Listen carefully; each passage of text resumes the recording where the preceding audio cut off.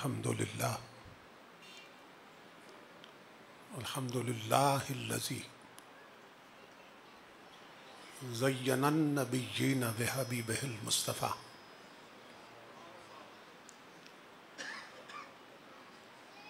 ومن علی المؤمنین بنبیہ المجتبیٰ الصلاة والسلام علی سیدنا ومولانا محمد خیر الورى وعلى آلہ واصحابہ المتأدبین بالتقویٰ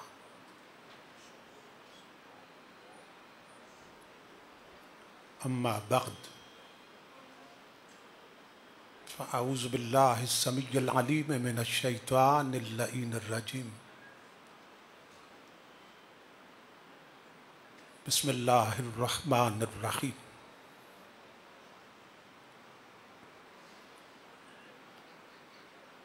افلا یتدبرون القرآن ام علی قلوب اقفالها صدق اللہ مولانا العظیم ان اللہ وملائکتہ یصلون علی النبی یا ایہا الذین آمنوا صلوا علیہ وسلموا تسلیما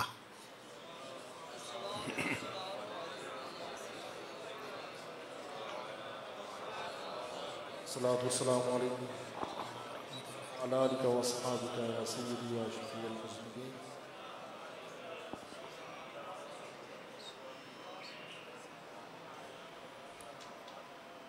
لائق صد احترام محترم مشائخ و علماء کرام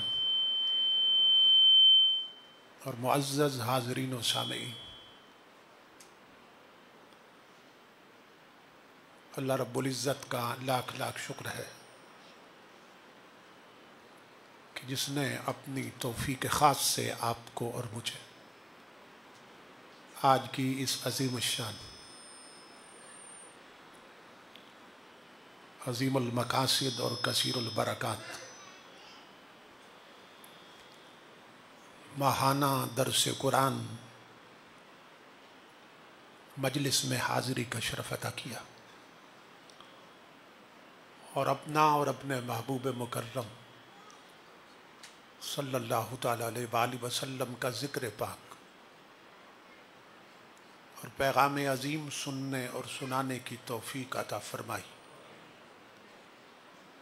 اس عظیم الشان پروگرام کے انعقاد پر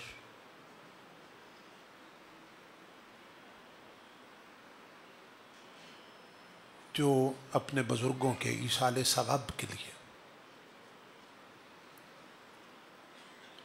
انتہائی عقیدت اور محبت سے قائم کیا گیا ہے، میں آپ تمام حضرات کی خدمت میں بالعموم اور برادر محترم جناب حاجی وسیم اختر صاحب اور ان کے جملہ رفقا اور افراد خانہ کی خدمت میں بالخصوص دل کی اتھا گہرائیوں سے ہدیہ تبریک و تحسین پیش کرتا ہوں اور دعا کرتا ہوں کہ اللہ رب العزت ان کی اس کاوش کے نتیجے میں ان کے والد محترم کی قبر پر کروڑوں رحمتیں نازل فرمائے اور انہیں کروٹ کروٹ اپنی رضائیں، رحمتیں اور برکتیں نصیب فرمائے.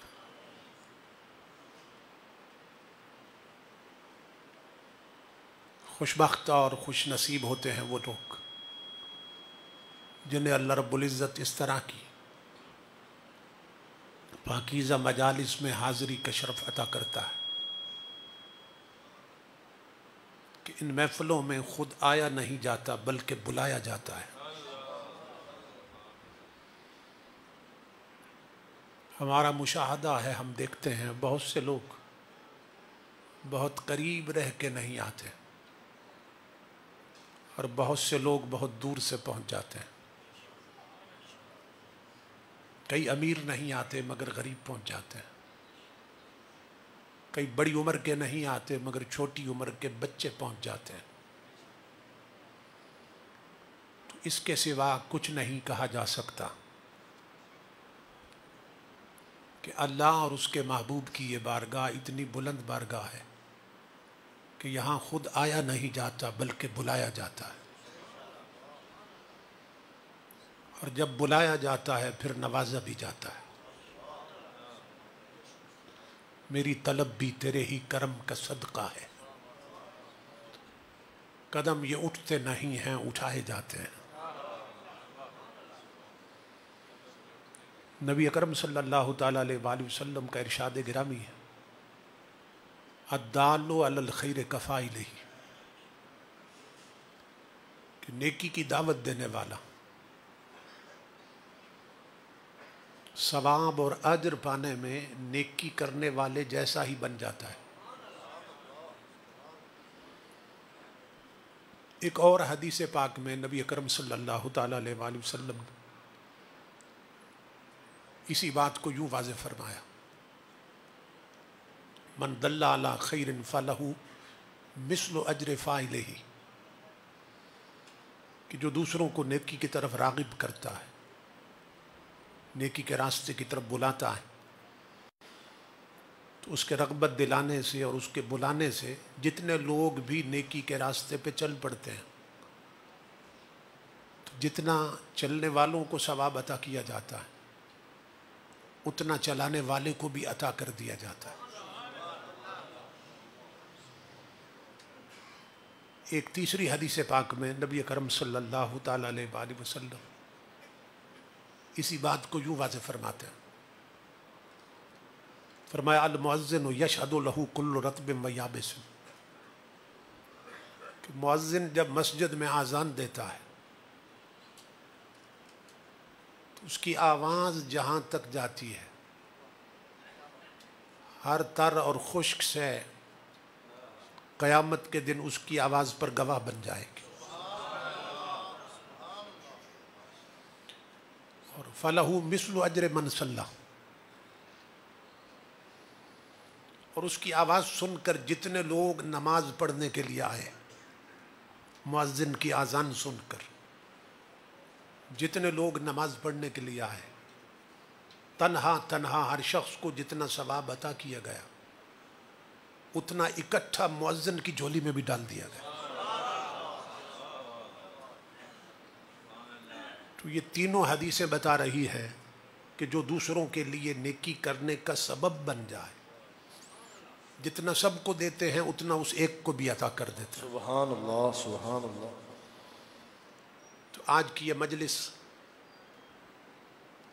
محترم حاجی رحمت صاحب مرحوم کے ایصال ثواب کے لیے ہو رہی ہے۔ آج کی اس مجلس میں ہم نے جو تلاوت قرآن سنی تو سبب کس کی ذات بنی؟ حاجی رحمت صاحب مرحوم کی ذات۔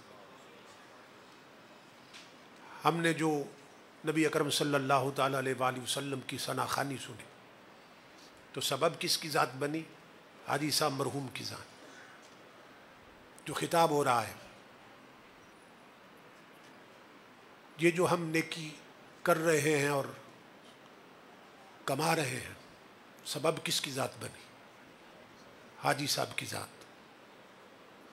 آخر میں صلاۃ و سلام ہوگا، دعا مانگی جائے گی تو سبب کس کی ذات بنی؟ حاجی صاحب کی ذات۔ تو تینوں حدیثیں بتا رہی ہیں کہ جس کی ذات دوسروں کے لیے نیکی کا سبب بن جائے، جتنا اجر سب کو دیتے ہیں اتنا ثواب اسے ایک کو بھی عطا کر دیتے ہیں۔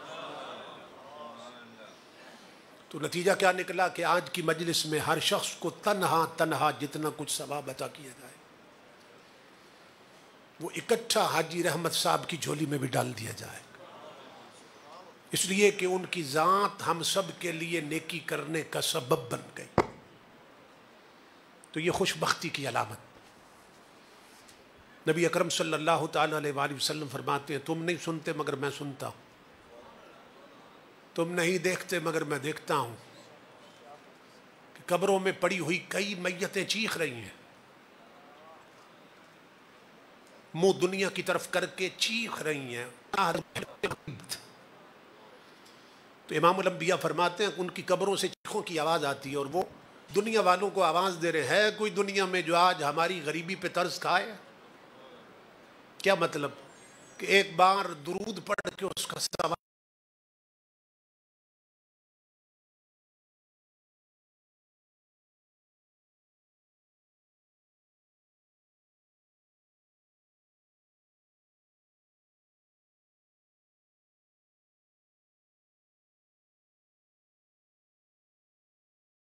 ہمیں بھیج دے، ایک بار کل شریف پڑھ کے اس کا ثواب ہمیں بھیج دے، کہ شاید اس کے ثواب بھیجنے سے ہماری بخشش ہو جائے۔ قبروں میں پڑی ہوئی میتیں چیخ رہی ہیں اور دنیا والوں کو آواز دے رہی ہیں، تو خوش بخت ہیں جو اپنے مرحومین کے لیے اس طرح کی پاکیزہ محفلوں کا انعقاد کرتے ہیں۔ یہ بڑی خوش بختی کی بات۔ میں نے جو الفاظ تلاوت کی ہے ان میں اللہ رب العزت نے فرمایا افلا یتدبرون القرآن ام علی قلوب اقفالها، لوگوں کو کیا ہو گیا ہے کہ لوگوں نے قرآن میں غور کرنا چھوڑ دیا ہے، قرآن حکیم میں غور و فکر چھوڑ دیا ہے، تدبر فی القرآن چھوڑ دیا ہے۔ لوگوں کو کیا ہو گیا کہ لوگوں نے قرآن سمجھنا چھوڑ دیا، اور آگے کیا فرمایا ام علی قلوب اقفالها، یا ان کے دلوں کو تالے لگ گئے۔ تو یہ انداز بیان بتا رہا ہے کہ جو قوم قرآن کو سمجھنا چھوڑ دے سمجھو اس کے دل کو تالے لگ گئے۔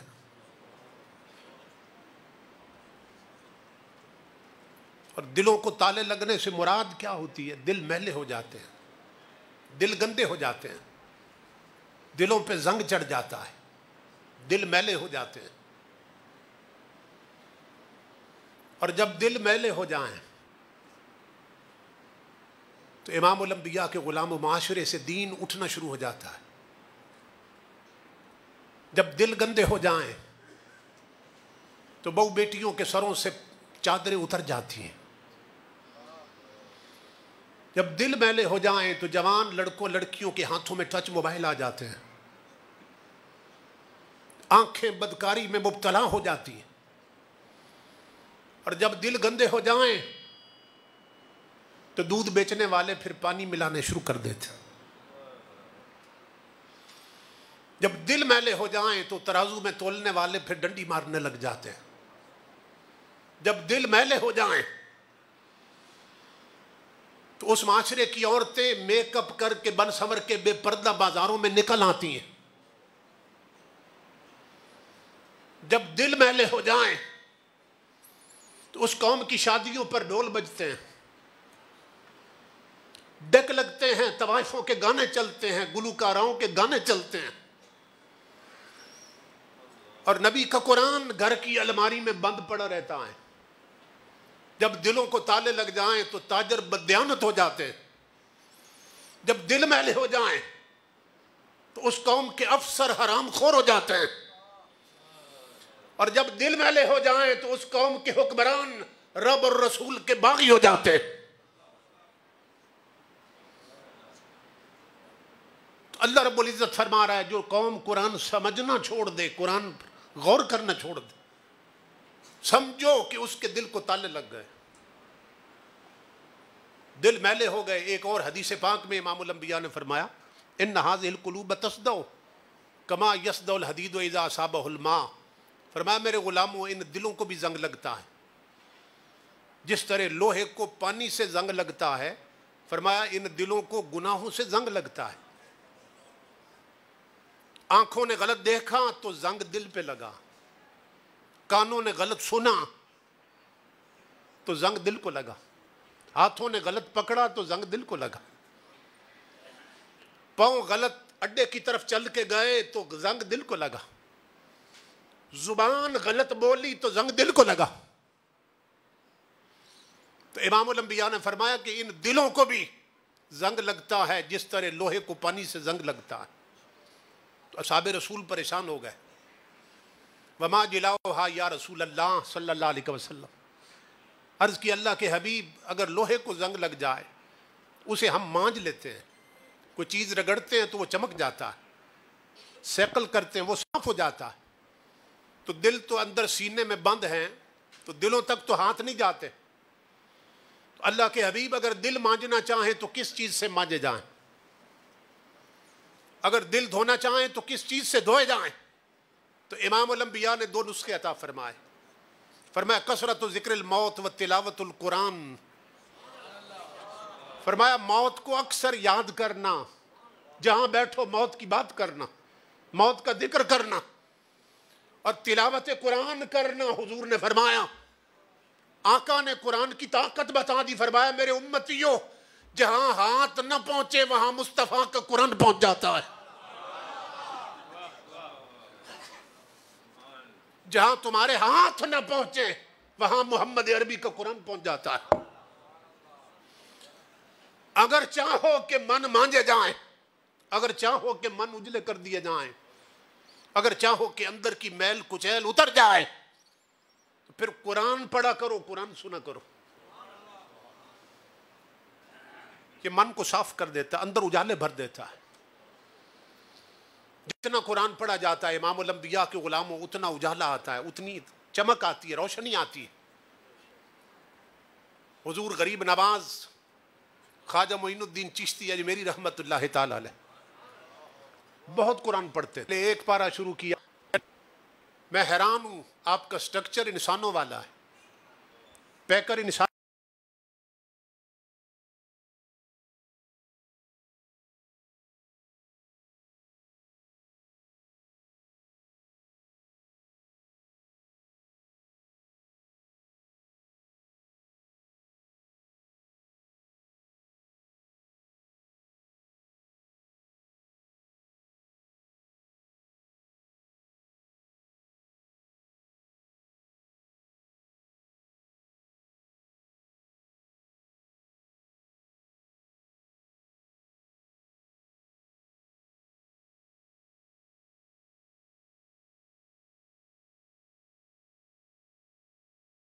نہیں ہے مگر پورا اندر نور سے بھرا ہوا ہے،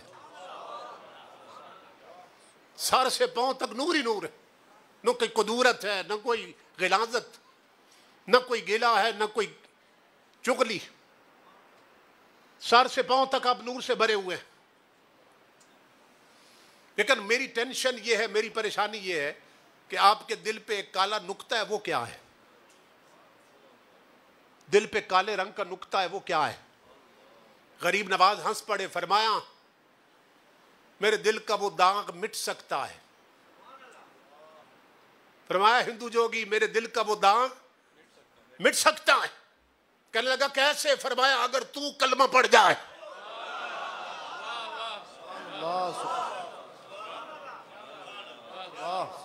وہ سامنے بیٹھا تھا نا، خنجر چلے کسی پہ تڑپتے ہیں ہم امیر، سارے جہاں کا درد ہمارے جگر میں ہے. فرمایا ہندو جوگی میرے دل کا وہ داغ مٹ سکتا ہے اگر تو کلمہ پڑھ جائے. وہ بڑا حیران ہوا، کہنے لگا معین الدین بڑی عجیب بات کر رہے ہیں، غریب نواز بڑی عجیب بات کر رہے ہیں. داغ ہے آپ کے دل پر اور کلمہ پڑھوں میں، اور میرے کلمہ پڑھنے سے آپ کا داغ نکل جائے گا. آپ نے فرمایا تو پڑھ کے دیکھ لے. جب داغ نظر آتا ہے تو داغ نکلتا بھی تو نظر آئے گا نا. تو پڑھ کے دیکھ لے. وہ قریب ہو گیا، کہنے لگا اگر میرے کلمہ پڑھنے سے تیرے دل کا داغ نکلتا ہے تو پڑھا کلمہ مجھے. یہ بخت والے بخت بانٹتے بھی ہیں. امام الانبیاء نے فرمایا ہم القوم لا یشکا بہم جلیسہم. میرے کچھ غلام ایسے ہیں جن کے قدموں میں بیٹھنے والا بھی بدبخت نہیں رہتا ہے، جن کی سنگت میں بیٹھنے والا بھی بدبخت نہیں رہتا ہے. قریب ہو گیا ہندو جوگی، کہنے لگا اگر میرے کلمہ پڑھنے سے آپ کے دل کا داغ نکلتا ہے تو پڑھائیے کلمہ. آپ نے ہاتھ پکڑا اور اس کو کلمہ پڑھا دی. کلمہ پڑھنے کی دیر تھی کہ وہ داغ بھی اڑ گیا اور دل سورج کی طرح چمکنے لگ گیا. وہ حیران ہو کے کہنے لگا معین الدین بات اب بھی میرے پلے نہیں پڑی. داغ تھا آپ کے دل پر، کلمہ پڑھا میں نے، میرے کلمہ پڑھنے سے آپ کا داغ کیسے نکلا ہے؟ غریب نواز جلال میں آ گئے، فرمایا وہ جوگی اللہ کی عزت کی قسم، تو صرف معین الدین کے سامنے نہیں بیٹھا تھا، آئینے کے سامنے بیٹھا تھا۔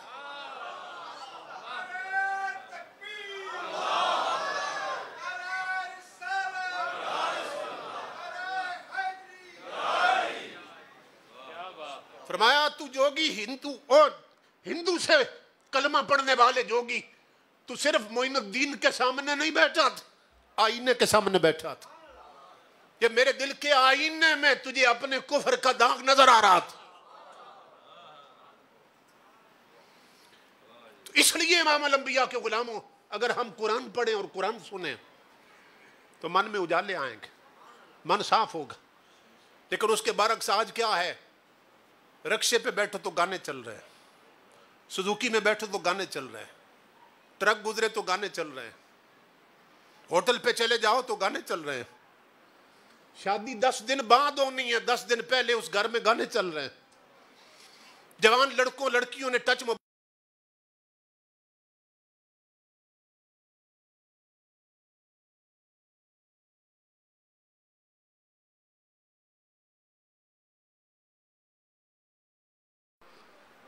حضور نے فرمایا یکون فی حاذل امت اربع فتن، فرمایا میری امت میں 4 بڑے فتنے پیدا ہوں گے جو میری امت کو برباد کر کے رکھ دیں گے، 4 بڑے فتنے۔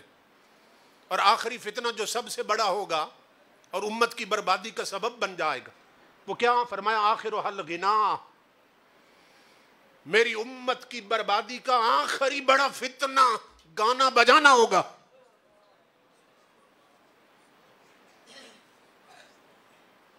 جو قوم گانے سنے گی، امام الانبیاء فرماتے ہیں، وہ تباہ و برباد ہو جائے گی۔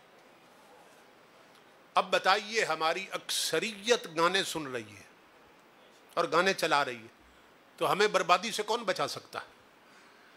جب امام الانبیاء نے فرمایا جو گانے سنے وہ برباد ہو جاتے ہیں۔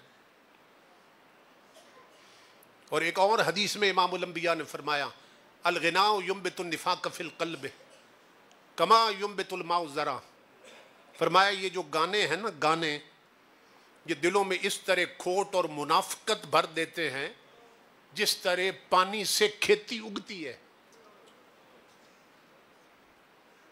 یہ گانے دلوں میں اس طرح کھوٹ اور منافقت پیدا کر دیتے ہیں جس طرح پانی سے کھیتی اگتی ہے۔ زیادہ بارش برسے تو سبزہ اگتا ہے نا، تو پانی سے کھیتی اگتی ہے۔ تو امام الانبیاء فرماتے ہیں جس قوم میں گانے عام ہو جائیں ان کے دلوں میں منافقت بھر جاتی ہے۔ آج ہر شخص پریشان ہے، کہتا ہے جی خون سفید ہو گئے،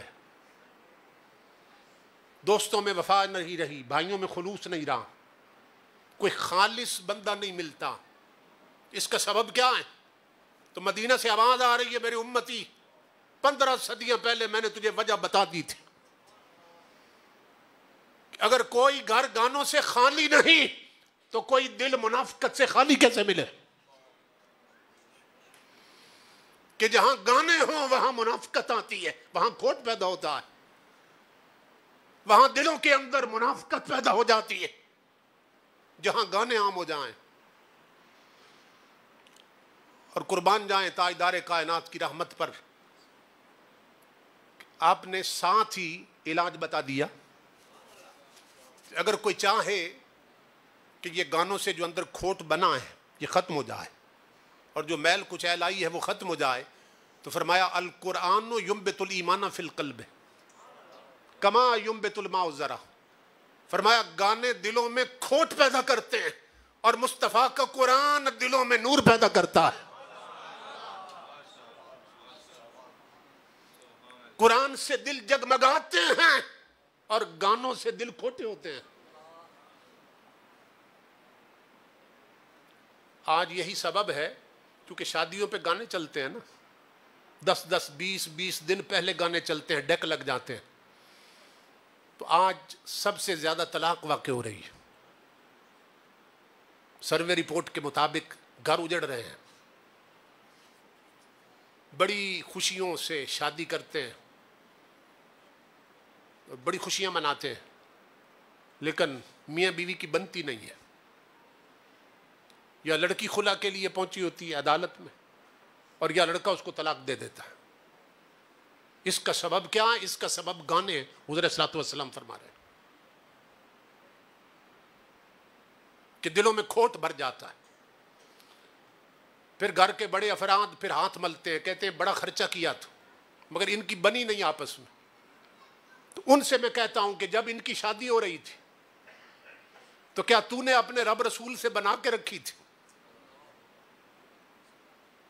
شادی پر لوگ خدا کی رحمتیں مانگتے ہیں بچوں کے لیے، اور تو گانے چلا کے لعنتیں اتار رہا تھا۔ جہاں گانے ہوں وہاں رحمتیں نہیں اترتی، وہاں لعنتیں اترتی۔ ایک اور حدیث پاک میں امام الانبیاء نے فرمایا صوتان ملعونان فی الدنیا والآخرہ، فرمایا دو آوازیں ایسی ہیں جو اللہ کو اتنی ناپسند ہیں کہ جس جگہ سے وہ آواز بلند ہوتی ہے نا، اوپر سے اللہ کی لعنت اتر دیتی ہے۔ غور سے سنیے، ان دو آوازوں سے بچیے۔ نمبر 1 رنت عند مصیبت، اور نمبر 2 ومزمار عند نعمت۔ امام الانبیاء نے فرمایا جس گھر میں کوئی فوت ہو جائے، کسی کی موت ہو جائے، تو جب میت پر اونچی آواز میں عورتیں چیختی چلاتی ہیں نا، اوپر سے لعنت اترتی ہے، کیونکہ عورت کی آواز کا بھی پردہ ہے۔ جس طرح عورت کا پردہ ہے اسی طرح اس کی آواز کا بھی پردہ ہے۔ عورت مسجد میں اذان دے سکتی ہے، حالانکہ اذان دینا بہت ثواب کا کام۔ امام الانبیاء فرماتے ہیں قیامت کے دن کچھ چہرے سب سے اونچے نظر آئیں گے اور 14ویں کے چاند کی طرح چمک رہے ہوں گے، اور لوگ پوچھیں گے مولا یہ شہید ہیں؟ آواز آئے گی نہیں۔ مولا یہ نبی ہیں؟ اللہ فرمائے گا نہیں۔ تو مولا کون ہیں جن کے سر سب سے اونچے اور چہرے سب سے روشن نظر آ رہے ہیں؟ تو حدیث پاک میں اللہ فرمائے گا یہ وہ لوگ ہیں جو 5 وقت مسجد میں اذان دیتے تھے، انہوں نے دنیا میں میرا نام بلند کیا، میں نے آج ان کے سر بلند کر دی۔ اذان دینا بہت بڑی عبادت، مگر عورت مسجد میں اذان نہیں دے سکتی۔ کیوں نہیں دے سکتی؟ اس لیے کہ اس کی آواز کا بھی پردہ ہے۔ اللہ فرما رہا ہے عورتوں مجھے وہ اپنی عبادت بھی قبول نہیں جس میں عورت کا پردہ خراب ہو جائے۔ تصور کریں، وہ عبادت بھی رب کو قبول نہیں جس میں عورت کا پردہ خراب ہو جائے۔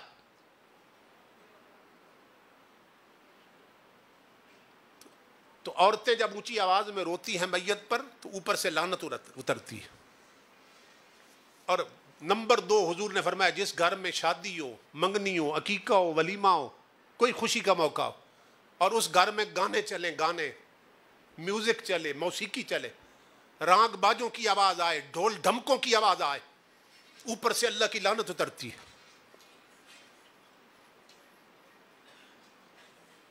اب بتائیے کوئی جگہ چھوڑی ہے ہم نے جہاں لعنت نہ اترے؟ جہاں راگ باجوں کی آواز آئے، ڈھول ڈھمکوں کی آواز آئے، میوزک اور موسیقی کی آواز آئے، اوپر سے اللہ کی لعنت اترتی ہے۔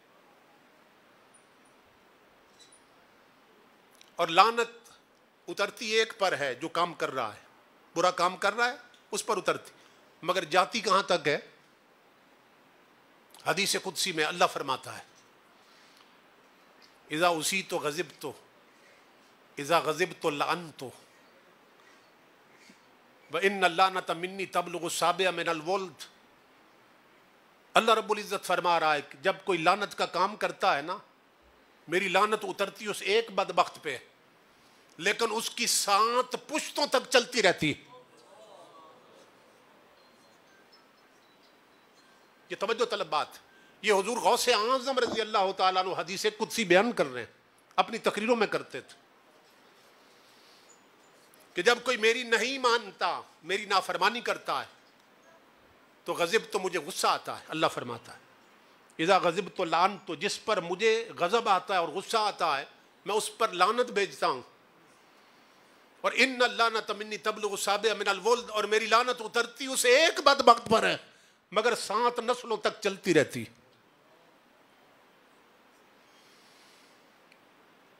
تو مت بھولیے آج لعنت کا کام کر کے ہم صرف اپنے آپ کو لعنتی نہیں بناتے، اپنی 7 پشتوں کو برباد کرتے ہیں.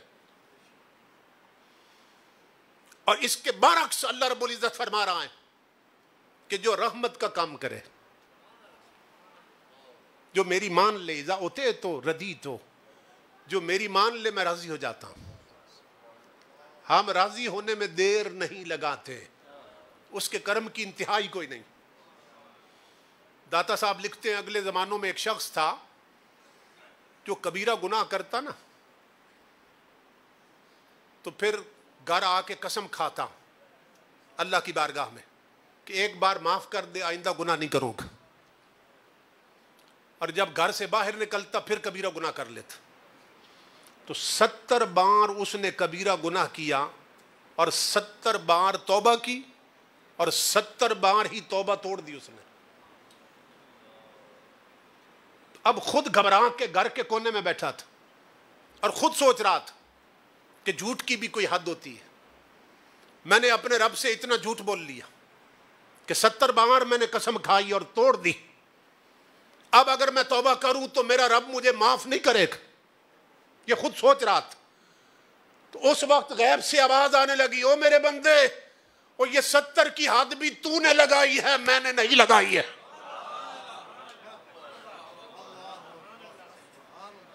سمجھ رہے ہیں؟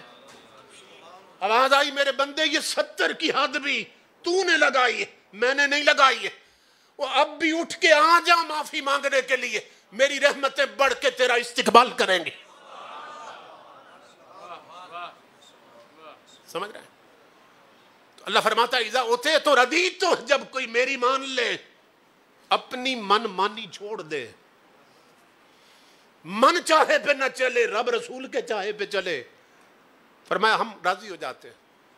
اور اذا ردی تو بارک تو، جس پر ناراض ہوئے تھے لعنت بھیجی تھی نا، تو جس پر راضی ہو جائیں فرمایا اس پر اپنی رحمتیں نچھاور کر دیتا ہوں، اس پر اپنی رحمتیں اڑیل دیتا ہوں. اب سنیے غور سے کہ لعنت بتایا کہ کہاں تک چلتی ہے،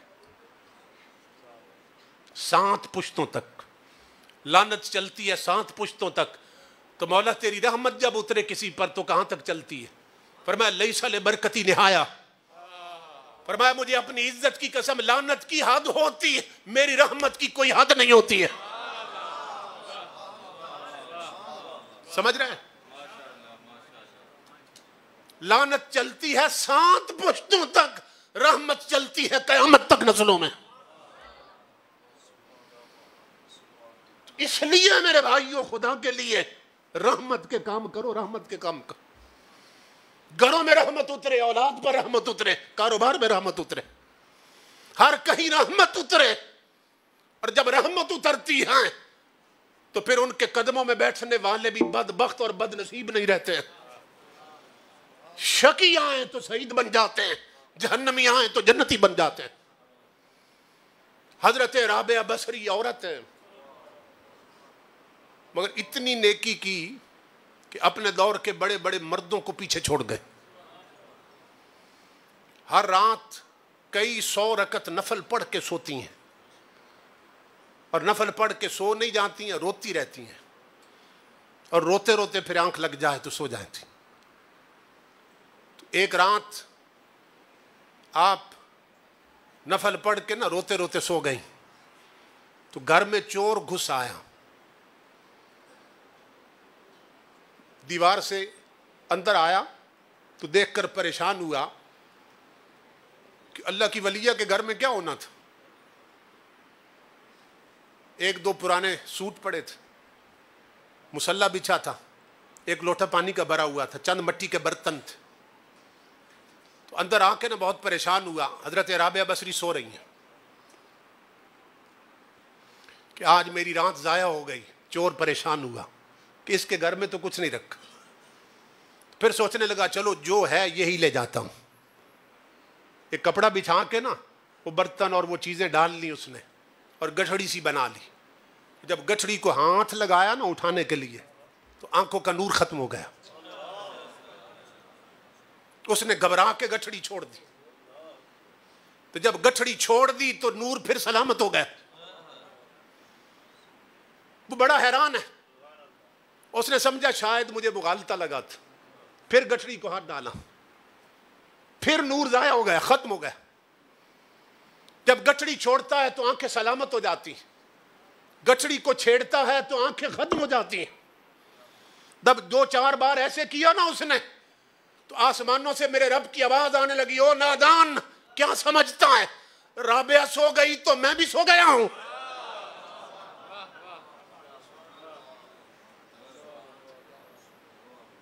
تجھے نہیں معلوم رابعہ جب سے میری بنی ہے اس کے قریب شیطان نہیں گیا, تو کیا کر سکتا ہے؟ ایک دوست سو گیا تو دوسرا دوست کیسے سو سکتا ہے؟ جب سے رابعہ میری بنی ہے, رابعہ سو بھی جائے تو رابعہ کر خدا رب اس کا پہرا دیتا ہے. رابعہ کا خدا اس کا پہرا دیتا ہے. تجھے نہیں معلوم یہ نفل پڑھ کے سوئی ہے, رو رو کے سوئی ہے, تو ہم اس کا پہرا دے رہے ہیں. اب اس نے نہ گٹڑی چھوڑ دی, معلوم ہوا کہ کسی اللہ کی ولیہ کے گھر میں آیا. دروازے کی طرف گیا کہ نکل جاتے ہیں اب چھوڑو. تو جب کنڈی کو ہاتھ لگایا تو حضرت رابعہ بصری نے کروٹ بدلی اور آواز دی, فرمایا او میرے بیٹا وہ خالی آیا تھا, خالی کیوں جاتا ہے؟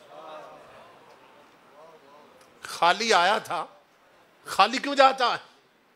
پیچھے مڑ کے دیکھا, کہنے لگا اچھا جاگ گئی ہو, تیرے گھر میں رکھا کیا ہے جو لے جاتا؟ تیرے گھر میں رکھا کیا ہے جو لے جاتا؟ حضرت رابعہ اٹھ کر بیٹھ گئی, فرمایا ادھر آ, میرے گھر میں تو کچھ نہیں رکھا, لیکن آج تجھے ایسا دروازہ بتا دیتی ہوں جہاں سے ہر شے ملتی رہے گی.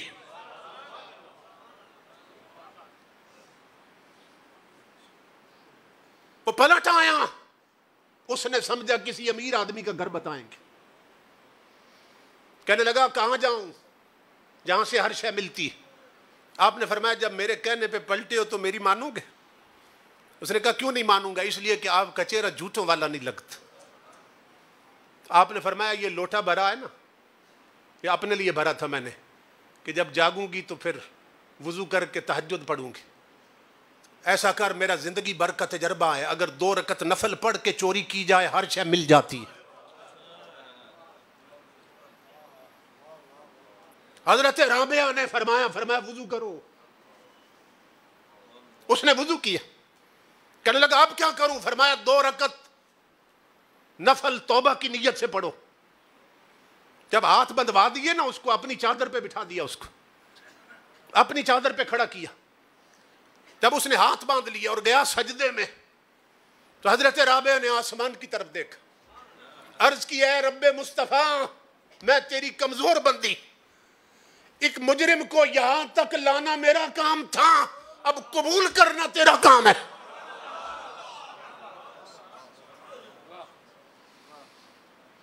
ایک بھٹکے ہوئے کو جھکانا تیری دہلیز پر میرا کام تھا, اب اس جھکے ہوئے کو قبول کرنا تیرا کام ہے. تو غیب سے آواز آنے لگی, رابعہ آنسو صاف کر لے, ہمیں تیری محبت کی قسم, جب تیرے بھرے ہوئے پانی کے ساتھ یہ اپنا چہرہ دھو رہا تھا, میں آب کوثر کے ساتھ اس کا دل دھو رہا تھا. تو نے اس کا منہ کیا تھا قبلے کی طرف, میں نے اس کا دل پھیر کے اپنی طرف کر دیا تھا. اور رابعہ سن, ہمیں اپنی عزت کی قسم, یہ جھکنے سے پہلے چور تھا, اٹھنے سے پہلے ولی بنا دوں گا.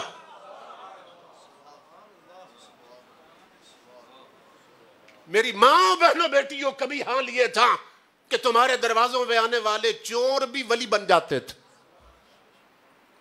اور آج حالت یہ ہے کہ بازار میں یوں نکلتی ہو کہ ولی بھی دیکھے تو گناہگار ہو جائے.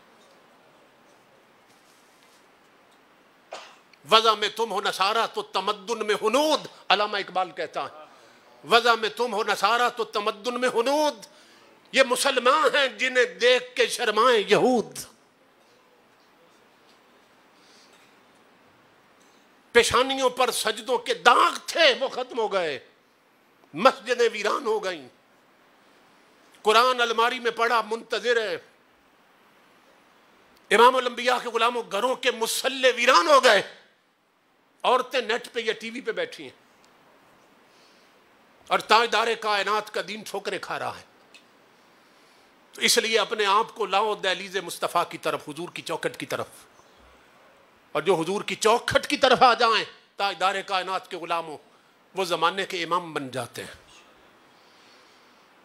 درس قرآن کا مطلب یہ ہے کہ آپ کو قرآن کی طرف دعوت دی جائے، قرآن کی طرف بلایا جائے۔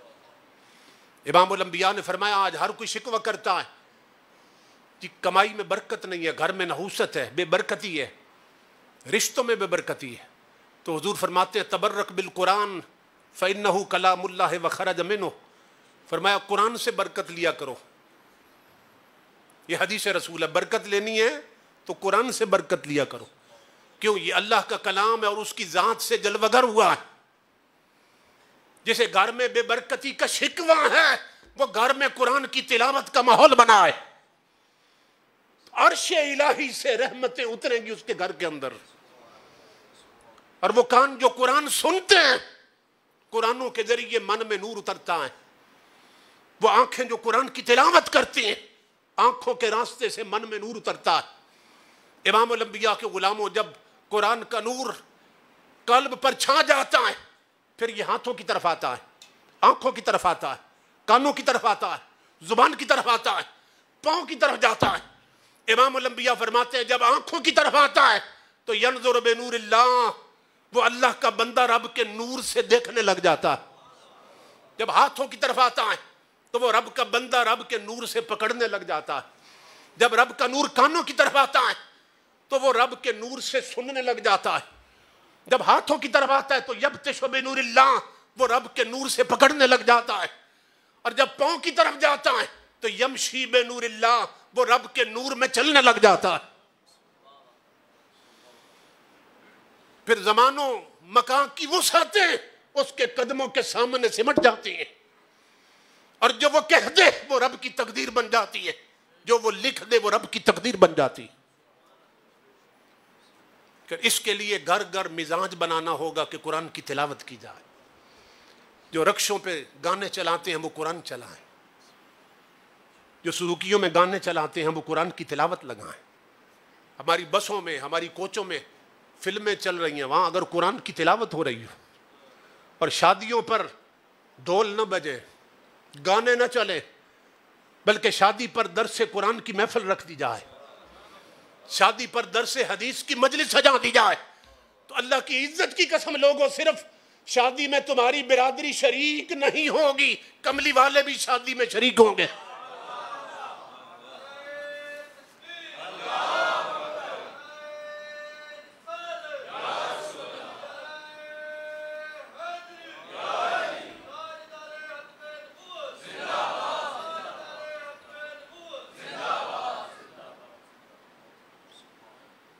اگر ماحول بن جائے کہ قرآن پاک کی سننا ہے، قرآن ہی پڑھنا ہے، تو پھر ہم دیکھیں گے حضور صلی اللہ علیہ وسلم کی رحمتیں مدینے سے گھر گھر پہنچیں گی، اور اللہ رب العزت کی عنایتیں اور اس کا فضل گھر گھر اترے گا۔ نبی اکرم صلی اللہ تعالیٰ علیہ وآلہ وسلم نے ایک بار ممبر پہ اپنی ایک حسرت کو بیان فرمایا تھا۔ 15 صدیاں پہلے ممبر پہ بیٹھ کر حضور نے فرمایا میری ایک حسرت ہے۔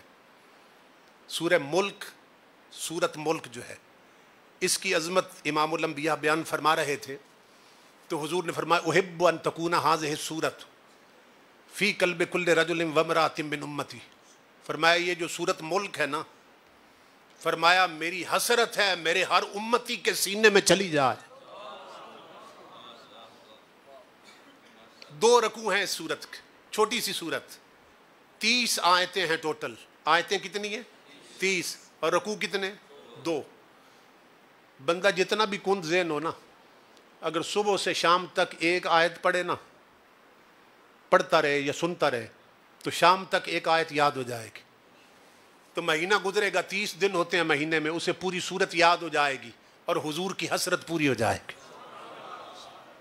ممبر پر حضور نے فرمایا میری حسرت ہے کہ سورت ملک ہر امتی کے سینے میں چلی جائے۔ جو صحابی اس حدیث کو روایت کر رہے ہیں وہ بیان کرتے ہیں کہ جس دن حضور نے ممبر پر یہ حسرت بیان کی تھی نا، اس دن مدینہ پاک میں نہ کوئی مرد رہا تھا نہ کوئی عورت بچی تھی، نہ کوئی آزاد رہا نہ کوئی غلام رہا، سب نے یہ سورت زبانی یاد کر لی۔ آج بھی اگر سفر کے دوران ہم اسی سورت کو سنتے رہیں تو سن سن کے یاد ہو جائے گی، اس لیے کہ یہ قرآن کا اعجاز ہے۔ یہ یاد رکھیے، جو کان قرآن سنتے رہیں قرآن کانوں تک نہیں رہتا، من میں اتر جاتا ہے۔ یہ قرآن کا معجزہ ہے۔ قرآن پڑھنے والا، قرآن سننے والا، وہ کبھی قرآن کے حافظے سے یعنی یاد سے محروم نہیں رہتا ہے۔ قرآن اسے یاد ہو جاتا ہے، سن سن کر قرآن یاد ہوتا ہے، پڑھ پڑھ کر قرآن یاد ہوتا ہے۔ امام الانبیاء کے غلام ہو، جب حضرت مولانا فضل خیر آبادی رحمت اللہ تعالی علیہ کا مناظرہ ہوا نا، ایک ہندو مناظر تھا رام چندر اس کے ساتھ، تو مناظرے سے پہلے وہ کہنے لگا کہ آپ آئے ہیں میرے ساتھ مناظرہ کرنے مسلمانوں کی طرف سے، مولانا فضل خیر آبادی رحمت اللہ تعالی علیہ کو، کیا آپ نے ہماری ہندوؤں کی کتابیں پڑھی ہیں مذہبی؟ آپ نے فرمایا پڑھ کے آیا ہوں، اسی لیے تو مناظرہ کرنے آیا ہوں۔ اس نے کہا تو ہماری کتابوں کا ایک صفحہ آپ مجھے زبانی سنا دیں۔ آپ نے فرمایا وہ تو میں نہیں سنا سکتا، پڑھی ہے لیکن زبانی یاد نہیں ہے۔ تو رام چندر کہنے لگا کہ تمہارے قرآن کے 15 پارے میں تمہیں زبانی سنا سکتا ہوں۔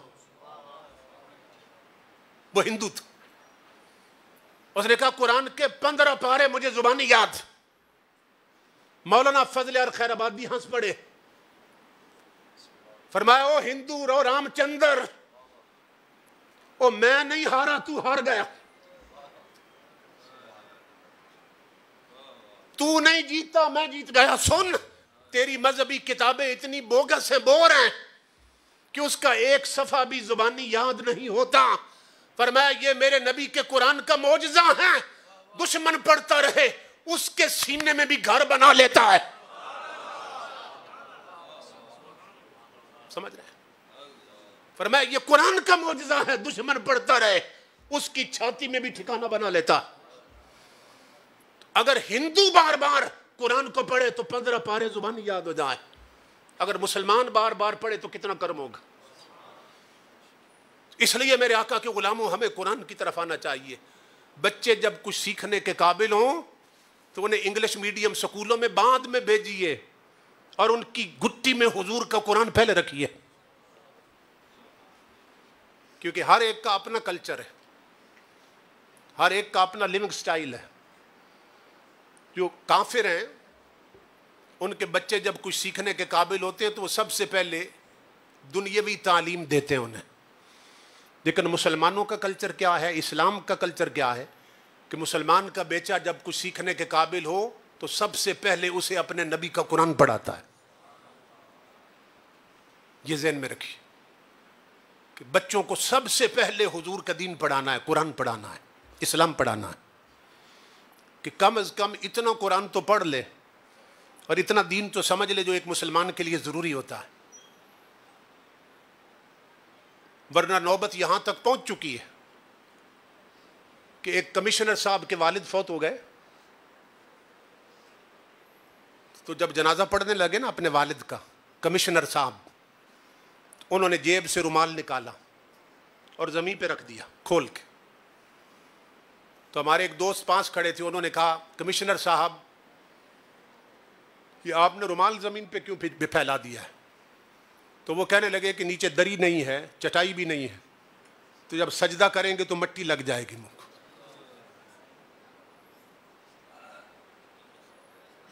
یہ اس ملک کے کمشنر کا حال ہے۔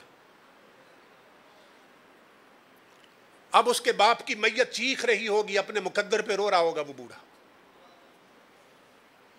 کہ جس نے اسے افسر بنایا تھا، مگر دین اتنا بھی نہیں سکھایا تھا کہ مرے ہوئے باپ کا جنازہ کیسے پڑھا جاتا ہے۔ اتنا بڑا افسر بن گیا مگر یہ معلوم نہ کر سکا کہ نماز جنازہ میں سجدہ ہوتا ہے کہ نہیں ہوتا ہے۔ آج امام الانبیاء کے غلاموں، ایک باپ کے 3 بیٹے آفیسر ہیں، 4 بیٹے آفیسر ہیں، تو وہ خوش ہوتا ہے کہ میرے بچے افسر ہیں اور دنیا کی تعلیم پا گئے، لیکن ان 4 میں سے ایک بھی اس قابل نہیں کہ مرے ہوئے باپ کے لیے خود ختم قرآن کر سکے۔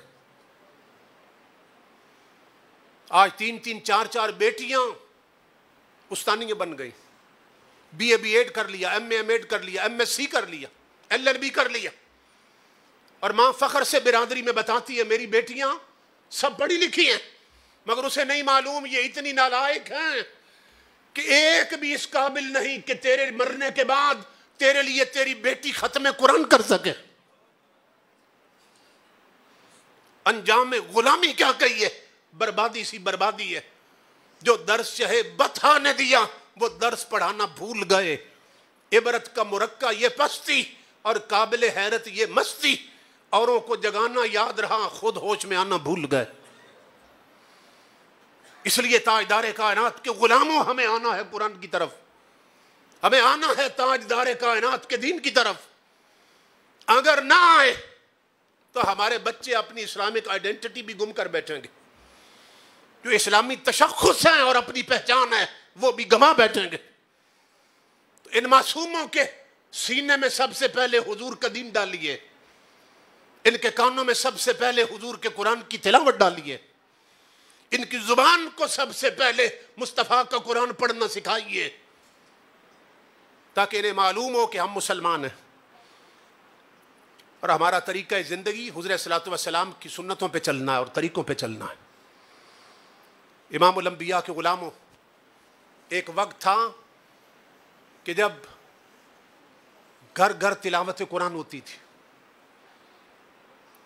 عورتیں بھی قرآن پڑھتی تھی، مرد بھی قرآن پڑھتے تھے۔ اس زمانے میں قرآن پاک یہ چھپے ہوئے نہیں ملتے تھے، لوگ قلم دوات بنا کے نا اس سے قرآن پاک لکھتے تھے، جو خطاط ہوتے تھے یا کاتب ہوتے تھے وہ قرآن لکھتے تھے۔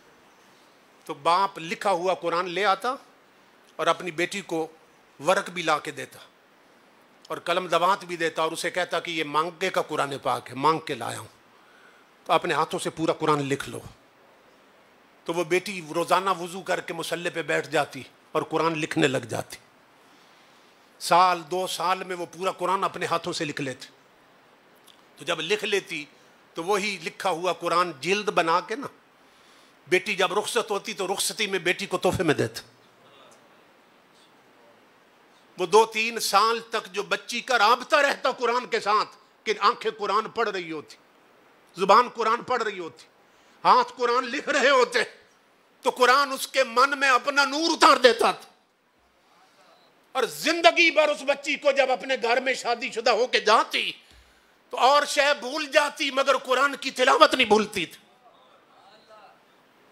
لیکن آج صورتحال یہ ہے کہ ماں باپ بیٹیوں کو جہیز میں ٹی وی بھی دیتے ہیں، قرآن بھی دیتے ہیں، لیکن جب اپنے گھر میں جا کر وہ اپنا سامان کھولتی ہے نا تو ٹی وی کو سامنے میز پہ سجا دیتی ہے، قرآن کو اٹھا کر الماری میں بند کر کے رکھ دیتی۔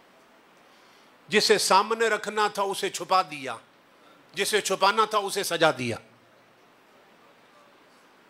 اے تجھ کو سنبھلنا تو ہے اب وقت سنبھل جا، اے بحر عمیق اپنے کناروں سے اچھل جا، غافل تجھے پا کر لے آئے ہیں پھر جال، تو باز ہے بلبل نہیں بستان سے نکل جا، باطل سے نہ ڈر جنگ کے میدان میں اتر جا، رکھ حق پہ نظر ماہ و سریا سے گزر جا۔ کی تجھ کو حسین ابن علی نے یہ وصیت، مرنا ہے تو ڈر موت سے، جینا ہے تو مر جا۔ یہ پیغام حسین، مرنا ہے تو ڈر موت سے، جینا ہے تو مر جا۔ اگر قرآن سے وابستہ ہو جاؤ گے تو قرآن تمہیں مرنے نہیں دے گا۔ علامہ اقبال کہتے ہیں فرشتہ موت کا چھوتا ہے گو بدن تیرا، تیرے وجود کے مرکز سے دور رہتا۔ کہ ملک الموت کو جرت نہیں ہوتی کہ جہاں ایمان کا چراغ روشن ہو، روح نکالتا ہے مگر اس چراغ کو بجھا نہیں سکتا۔ اس لیے میرے بھائیوں، میرے دوستوں، یہ ہمارے محسن ہیں حاجی وسیم اختر صاحب اور ایسے لوگ جو محفلیں کروا رہے ہیں پورے ملک میں، اور جہاں کہیں بھی محفلیں کراتے ہیں یہ احسان کرتے ہیں کہ ہمیں ہمارا بھولا ہوا سبق یاد دلاتے رہتے ہیں۔ بہت خوشی ہوئی کہ ماہانہ درس قرآن کی مجلس میں آپ بڑے بھرپور طریقے سے تشریف لائے، تو میری دعا ہے کہ اللہ رب العزت نبی اکرم صلی اللہ علیہ وسلم کے توسل سے ان کے والد مرحوم کی قبر پر کروڑوں رحمت نازل فرمائے اور انہیں کروٹ کروٹ اپنی رضائیں رحمتیں اور برکتیں نصیب فرمائے اور انہیں صحت کاملہ عطا فرمائے اور تمام افراد خانہ کو لمبی عمر بالخیر سے نوازے اور سب کی حاضری کو شرف قبولیت عطا ہو. وما علینا الا البلاغ. اللہم صلی علی سیدنا مولانا محمد وعلی آل سیدنا و مولانا محمد وبارک وسلم. ربنا تقبل منا انک انت السمیع العلیم وتب علینا انک انت التواب الرحیم. یا ارحم الراحمین سب کی حاضری قبول فرما، سب کے صغیرہ کبیرہ گناہ معاف فرما، سب کو لمبی عمر بالخیر عطا فرما. میرے اللہ سب کی نیک حاجتیں پوری فرما. حاجی رحمت صاحب کی قبر کو بکہ نور بنا، فردوس اعلیٰ کے باغات میں تبدیل فرما. انہیں کل حضور کی شفاعت کبریٰ نصیب فرما، لواء الحمد کا سایہ عطا فرما. 16 قرآن پاک کے ختم کا ثواب ہے ماشاءاللہ، بے حساب ہے. درود تاج اور درود تنجینا اور سورہ یاسین بے حساب. جتنا کچھ پڑھا گیا میرے اللہ تو جانتا ہے. آج کی اس مجلس میں اول سے آخر تک جو اعمال صالحہ سر انجام دیے گئے تمام کا ثواب، اور جو پڑھا گیا تمام کا ثواب، جو حاضر نیاز ہے اس کا ثواب حضور کی بارگاہ میں ہدیتاً پیش کرتے ہیں، قبول فرما. آپ کے توسل سے جملہ انبیاء مرسلین علیہ الصلوۃ والسلام کی ارواح کو پیش کرتے ہیں، قبول فرما. حضور کے والدین کریمین، آپ کی ازواج پاک، بنات پاک، ابنائے پاک، اسبات پاک اور تمام آل پاک کی ارواح کو پیش کرتے ہیں، قبول فرما. حضور کی امت کے تمام اولیاء کی ارواح کو پیش کرتے ہیں، قبول فرما. ان مرسلین انبیاء اور اولیاء کے تصدق میں حضور کے صحابہ کرام صحابیات اور تمام امت محمدیہ کی ارواح کو پیش کرتے ہیں، قبول فرما. میرے اللہ بالخصوص حاجی رحمت صاحب کی روح کو پہنچا، ان کے درجات بلند فرما، قبر کو بکہ نور بنا، فردوس اعلیٰ کے باغات میں تبدیل فرما. کل حضور کی شفاعت کبریٰ نصیب فرما. ان کے خاندان سے جتنے بھی گزر چکے ہیں سب کی ارواح کو پیش کرتے ہیں، قبول فرما. میرے اللہ جمیع مرحومین امت محمدیہ کی ارواح کو پہنچا، سب کے درجات بلند فرما. ہماری پیشانیوں کو لذت سجدہ عطا فرما، ہمیں ذوق بندگی عطا فرما. جو بیمار ہیں انہیں صحت عطا فرما، جو تعلیم میں ہیں انہیں کامیاب فرما. ماؤں بہنوں بیٹیوں کو شرم و حیا عطا فرما. ہمارے جوانوں کو دینی اور مذہبی غیرت عطا فرما. قرآن پڑھ کر سمجھ کر عمل کی توفیق عطا فرما. ہمارے ملک کو استحکام عطا فرما. میرے اللہ فلسطین کے مجاہدوں کی مدد فرما. حضور صلی اللہ علیہ وسلم کے توسل سے ان کے زخموں کو مرہم عطا فرما. مسلمان جہاں بھی جہاد کر رہے ہیں کامیابی و کامرانی عطا فرما. اپنی مدد و نصرت ان کے شامل حال فرما. تو دلوں کے راز جانتا ہے، سب کی حاجتیں پوری فرما. محترم حاجی وسیم صاحب